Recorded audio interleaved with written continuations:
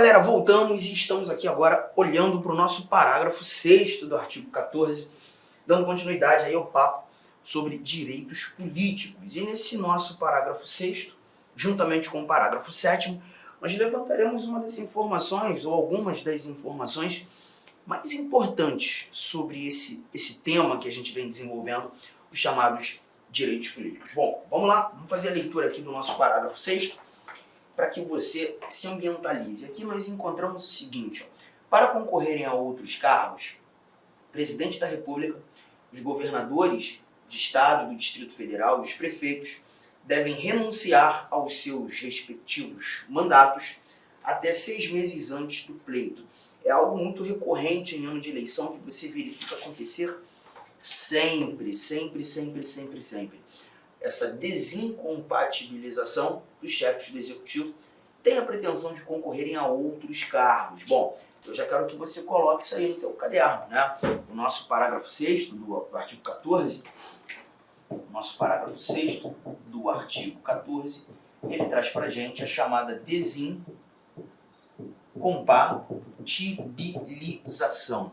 E nada mais é do que essa necessidade da renúncia 6 meses antes das eleições, para que ele esteja apto a concorrer a outros cargos. Tá? Agora, cuidado que você tem que ter aqui.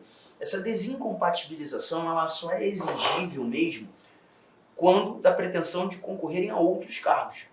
Então, já é um primeiro dado. Se aquele indivíduo tem a pretensão da reeleição, ele não tem a necessidade de renunciar 6 meses antes. Apenas quando da pretensão de concorrerem a outros cargos.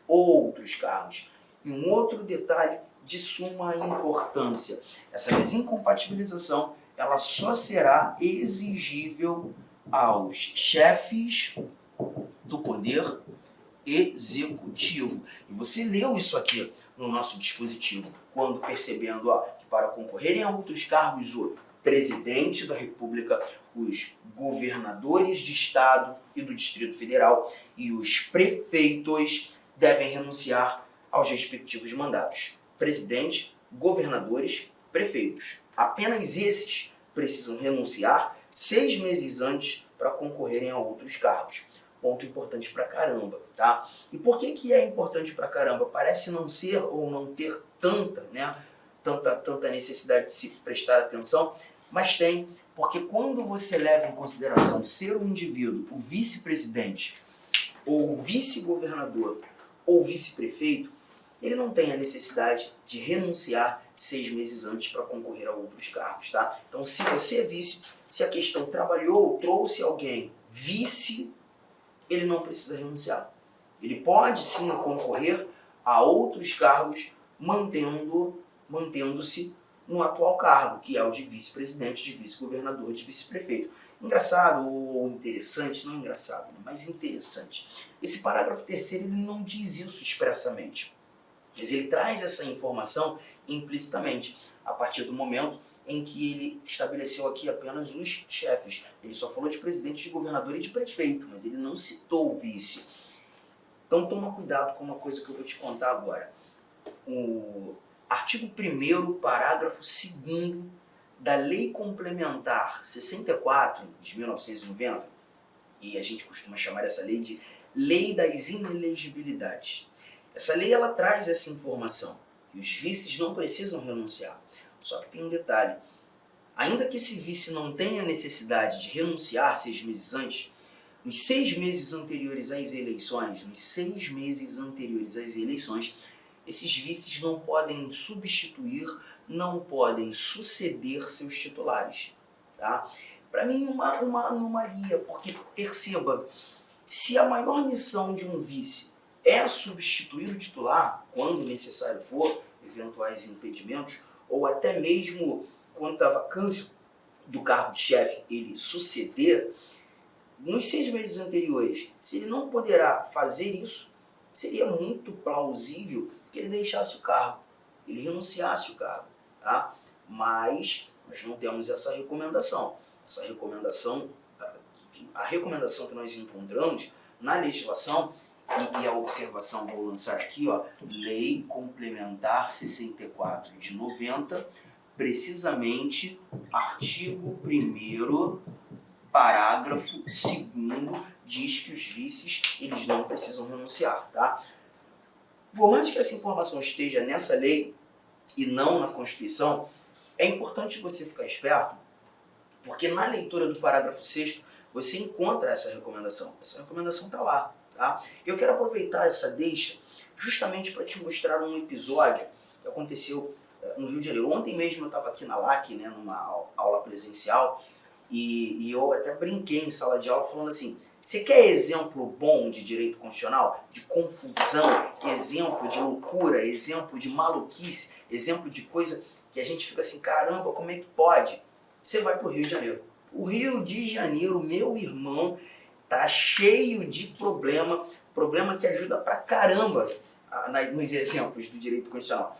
Eu vou te mostrar um episódio que aconteceu há um tempo atrás, lá no meu estado, e certamente você já ouviu falar destes personagens que eu vou lançar aqui. Eu preciso justamente desse exemplo para poder avançar, partir para o nosso próximo parágrafo. Em 1998, lá no meu estado, lá no Rio de Janeiro, o eleitorado do estado elegeu um indivíduo chamado Garotinho como governador, Antony Garotinho. Ele é conhecido, né? Você escuta aí na televisão, já escutou um monte de coisa sobre ele. Beleza. 4 anos de mandato governador. Quando chegando em 2002, o Antony Garotinho poderia ter tentado a reeleição no seu segundo mandato como governador, mas ele não tentou. Em 2002, a pretensão do Garotinho era se tornar presidente da República. Não sei se você lembra disso. Mas perceba, se ele era governador de estado e estava tentando o cargo de presidente, ou desejava o cargo de presidente, como chefe do executivo, ele precisou renunciar ao cargo de governador 6 meses antes das eleições. E assim fez. Quando renuncia, aquela que era a vice-governadora, o nome dela é Benedita, ela se torna a nova governadora. E aí ela tem esse período aqui, final do ano, né, de abril até o final do ano, como governadora do estado do Rio de Janeiro. Eu quero que você também entenda que a partir do momento em que o vice se torna titular do cargo, onde ele passa a ser o titular, a gente já passa a contar primeiro mandato. Então esses meses poucos de gestão da Benedita aqui, ela que era a vice e passou a ser o titular, nós já contamos como primeiro mandato. E aí a pretensão da Benedita nessas eleições de outubro era a reeleição. Ela tentou a reeleição, mas ela não venceu, ela não conseguiu. Quem venceu a eleição de 2002 para se tornar governadora do estado do Rio de Janeiro, de 2002 a 2006, foi uma senhora chamada Rosinha. Rosinha Garotinho. E se você não lembra dessa história, se você não conhece esses personagens, eu vou te contar uma coisa. A Rosinha é esposa do Garotinho. Já era esposa do Garotinho e continua sendo. Marido e mulher. Marido e mulher. E aí eu quero te perguntar uma coisa. Naquele exemplo ali da Rosinha, só o mandato da Rosinha, aquele mandato, nós precisamos, nós tivemos que entender como primeiro mandato ou como segundo mandato? O que você me responde? Primeiro mandato ou segundo mandato da Rosinha? Diz pra mim. Bom, em sala, normalmente, a resposta que eu obtenho é primeiro mandato. Está errado, gente. Está errado. A Rosinha aqui, ela conquistou o segundo mandato. Por que, Arthur? Não entendi. Porque, na realidade, quando ela aparece como governadora, ela está dando continuidade àquilo que fora iniciado pelo marido. Então, olha aqui, ó, o marido fez o primeiro mandato e ela fez o segundo mandato. E aí entra um detalhe importante que eu preciso estabelecer aqui com vocês. O mandato do chefe do executivo,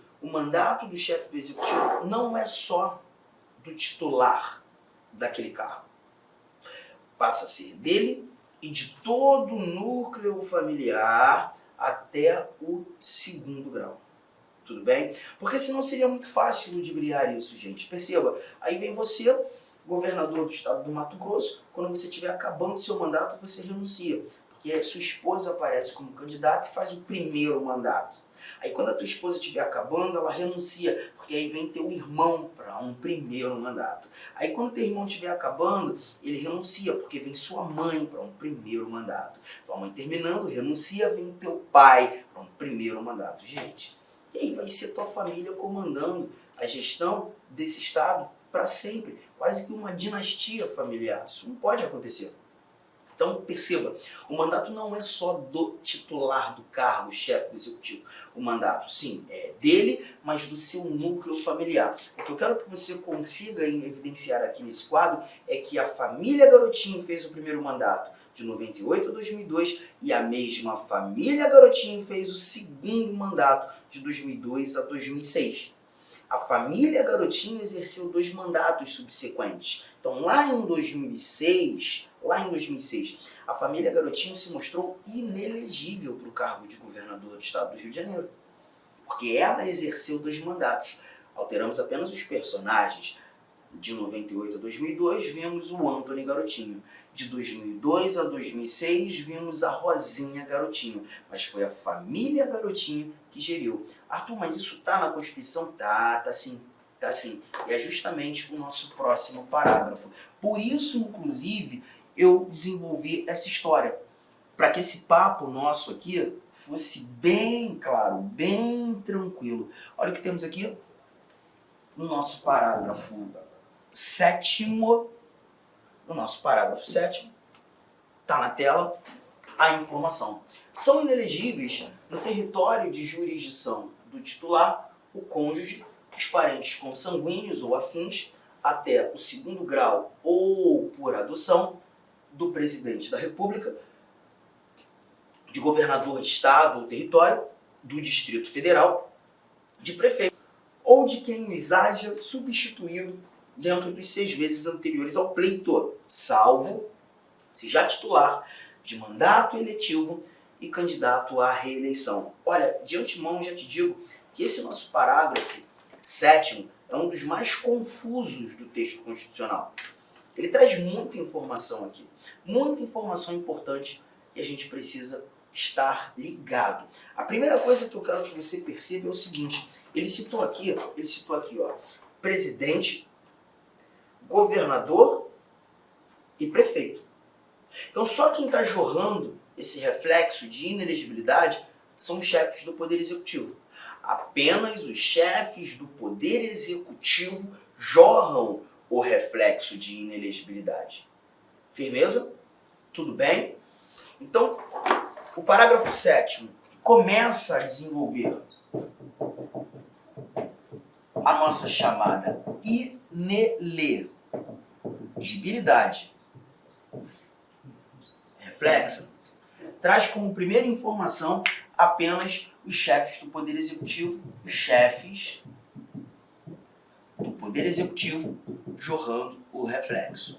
Legal? E quando a gente fala de chefe de executivo, pessoal, ó, anote isso aqui. Estou falando do presidente da República, estou falando de governador de estado, do Distrito Federal, estou falando de prefeito municipal. Só que tem mais um detalhe. Eu acho até que vai ficar meio embolado aqui, mas vai dar para ler. Olha aqui, ó. São inelegíveis no território de jurisdição do titular, cônjuge, parentes consanguíneos ou afins, até o 2º grau por adoção. Aí fala do presidente, do governador, do prefeito. Olha essa parte. Ou de quem os haja substituído dentro dos 6 meses anteriores ao pleito. Ou de quem os haja substituído dentro dos 6 meses anteriores ao pleito. Então também preciso lembrar que chefes do executivo ou quem os substituam nos 6 meses anteriores ao pleito. Deixa eu te lembrar uma coisa. No ano de 2015, 1º de janeiro de 2015, a Dilma tomou posse e trazia como vice-presidente o Temer. Em 2016, a Dilma perde o cargo. O Temer deixa de ser vice-presidente e passa a ser o novo presidente da República. E fica sozinho no executivo. O cargo de vice-presidente ficou vago. Ué, Arthur, mas e o Temer? Agora, sozinho como presidente, de vez em quando ele viajava, né? E quando ele viajava, Quando ele viajava, ele contava com o auxílio da cadeia sucessória presidencial. Presidente da Câmara, presidente do Senado e o presidente do Supremo Tribunal Federal. Nessa ordem, nós já conversamos sobre isso quando o papo era nacionalidade. Só que tem um detalhe. No ano de 2018, nós tivemos eleições. A eleição aqui em outubro, né? E nos 6 meses anteriores a essa eleição, não sei se você lembra disso, quando o Temer viajava, nosso presidente, como nós não tínhamos vice-presidente, quem teria que substituir o Temer era o presidente da Câmara, ou o presidente do Senado, ou até mesmo o presidente do Supremo, né? Mas nesses 6 meses anteriores ao pleito, o presidente da Câmara e o presidente do Senado, eu posso até te lembrar, era o Rodrigo Maia, presidente da Câmara, e o Eunício Oliveira, o presidente do Senado. Eles viajavam com o Temer. Eles também se ausentavam da gestão. Eles não substituíam o Temer. Por que não substituíam o Temer? Porque ainda que ele fosse o presidente da Câmara e o presidente do Senado, não eram chefes do Poder Executivo, mas eles eram competentes para substituir o presidente da República. Então perceba, se eles substituíssem o presidente da República nesses 6 meses anteriores às eleições, eles não iriam se tornar o presidente da República. Não assumiriam o cargo, mas assumiriam as funções. E pelo simples fato de exercer as funções da presidência nesses 6 meses anteriores ao pleito, ainda que não se tornassem presidente, mas iam assumir as funções da presidência, eles já iriam jorrar reflexo de inelegibilidade para os seus familiares e mais, também iriam atrapalhar as suas próprias candidaturas. Porque quando eu tento outro cargo, eu não posso exercer a administração nos 6 meses anteriores ao pleito. Por isso, inclusive, que os chefes do Poder Executivo precisam renunciar 6 meses antes. É por isso que o vice-presidente, vice-governador, vice-prefeito, ele não tem que renunciar ao cargo, mas ele também não pode substituir 6 meses antes. Da mesma maneira, aqueles que estão na cadeia sucessória presidencial não podem substituir o presidente nesses 6 meses anteriores ao pleito. Se fizerem isso, eles vão acabar jorrando reflexo de inelegibilidade para os seus familiares. Para você ter ideia, naquela eleição de 2018, o Rodrigo Maia era candidato à reeleição, então ele já não podia substituir mesmo, porque senão ele atrapalharia a sua própria candidatura. E o pai do Rodrigo Maia, César Maia, também é um político muito antigo, ele tentava cargo. E por tentar cargo, se o Rodrigo, o filho, presidente da Câmara, substituísse o Temer, ele iria jorrar reflexo de inelegibilidade e atrapalhar a candidatura do pai. Então, só com esse bate-papo aqui, a gente já está percebendo a importância desses detalhes. Vamos lá? Quem jorra reflexo de inelegibilidade? Os chefes do Poder Executivo. Desculpa, gente. Ou quem os substituiu nos 6 meses anteriores ao pleito. Tudo bem? Mas um detalhe você já conseguiu evidenciar. Como regra geral, quem é do legislativo não jorra reflexo. Ao menos que esteja substituindo o chefe de executivo. Mas legislativo, em regra geral, não jorra reflexo. Arthur, essa parte eu não entendi. Vamos lá. Vamos imaginar que o Márcio que está com a gente. Fala, Márcio, tudo bem? O Márcio é vereador de Cuiabá. Vereador de Cuiabá. Tá?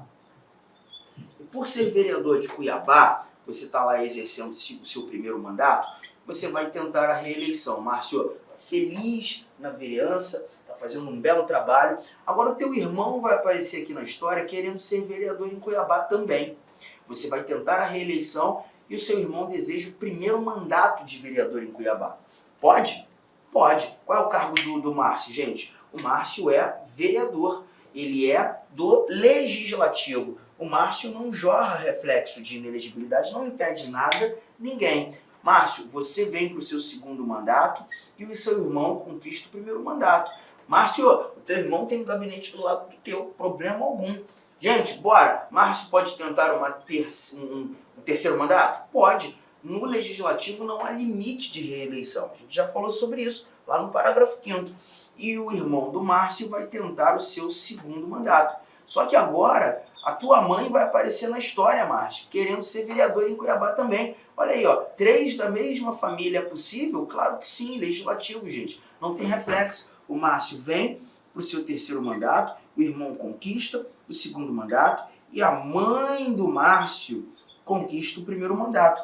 E aí eu já estou percebendo que todo mundo aqui pode tentar a reeleição e eu posso, inclusive, tentar trazer também para essa casa legislativa o pai do Márcio. No final das contas, Márcio, tua família toda está no legislativo. E não há problema, porque quem é do legislativo não jorra reflexo de inelegibilidade. Então esse é o primeiro detalhe, o primeiro ponto que eu quis matar com vocês. Já está tudo anotado?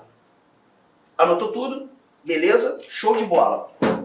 Vamos lá, porque tem mais coisa para a gente retirar desse nosso parágrafo 7º. Nós estamos construindo o raciocínio de maneira efetiva. Voltando para a leitura, vamos lá, olha aqui, ó. São inelegíveis no território de jurisdição titular, fala do cônjuge, parentes consanguíneos ou afins, até o segundo grau por adoção, né? Então a gente tem um núcleo familiar que deve ser levado em consideração aqui. E quando a gente fala desse núcleo familiar que deve ser levado em consideração, você está percebendo ali, ó, até o segundo grau ou por adoção. Deixa eu sair da sua frente aqui para você ler também comigo, ó. Cônjuge, parentes consanguíneos, parentes por afinidade, até o segundo grau ou por adoção. Então vamos colocar aqui o desenho do núcleo familiar, também é importante. O núcleo familiar até o segundo grau. Núcleo familiar até o segundo grau. Como é que funciona isso aqui? Bom, vamos lá, Márcio, você é titular do cargo. Agora eu vou te colocar como prefeito de Cuiabá, chefe do executivo. A base da história, Márcio, ela está justamente olhando para você, titular do cargo, e a sua esposa, titular e cônjuge.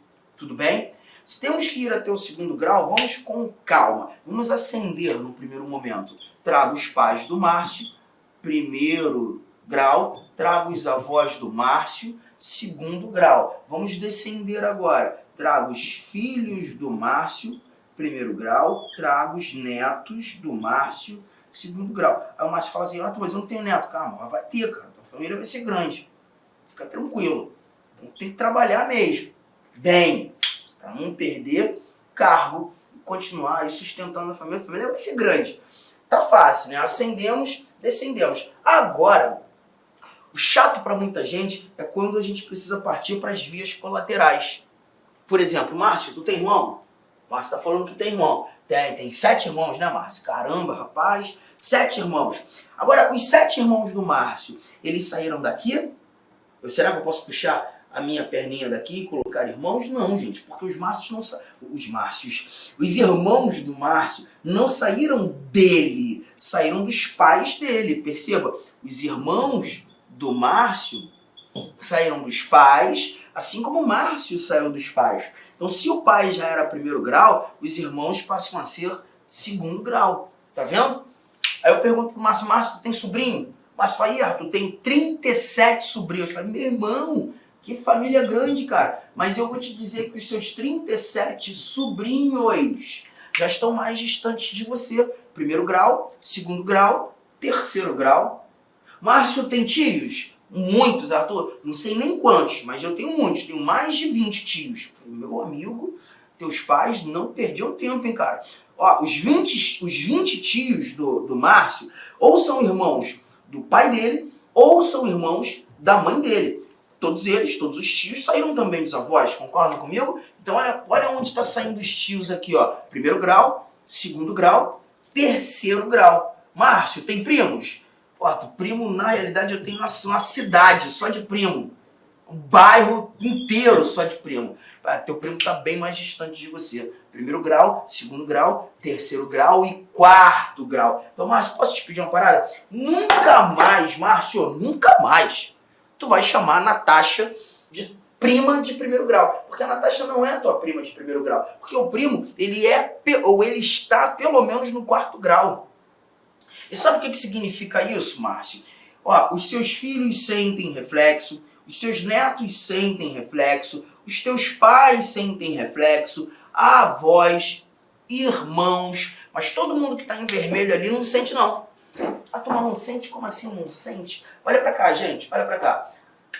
O Márcio é prefeito de Cuiabá, fez o primeiro mandato, o Márcio foi reeleito para o segundo mandato, o Márcio não pode tentar um terceiro mandato. O irmão do Márcio não pode tentar um terceiro mandato. O filho do Márcio não pode tentar um terceiro mandato. Mas o sobrinho do Márcio, o tio, o primo do Márcio, pode tentar ser prefeito de Cuiabá e aqui ele não está tentando o terceiro mandato. Aqui ele está tentando o primeiro mandato.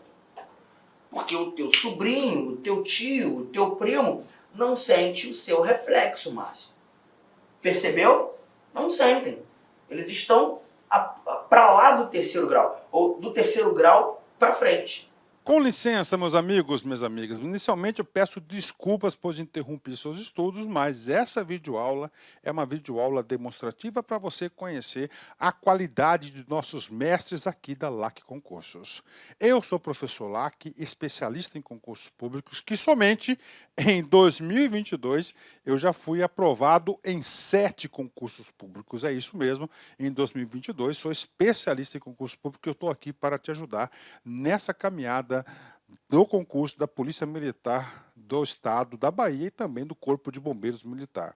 Gente, olha só, qual que é o diferencial da LAC Concurso? Primeiro, tá, o nosso diferencial primeiro, preste atenção, tá?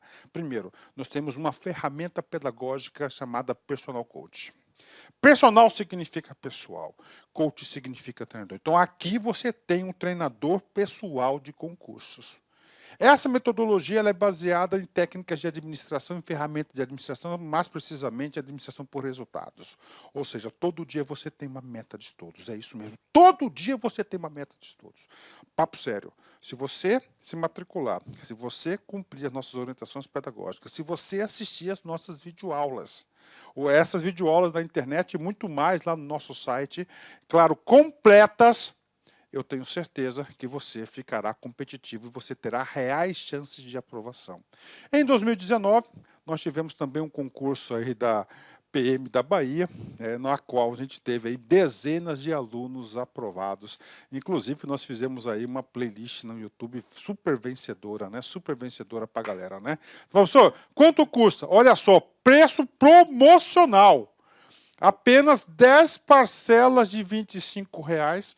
Curso completaço, super atualizado, item a item do digital, acesso imediato com foco na banca da FCC. Então venha estudar conosco aqui na LAC Concurso.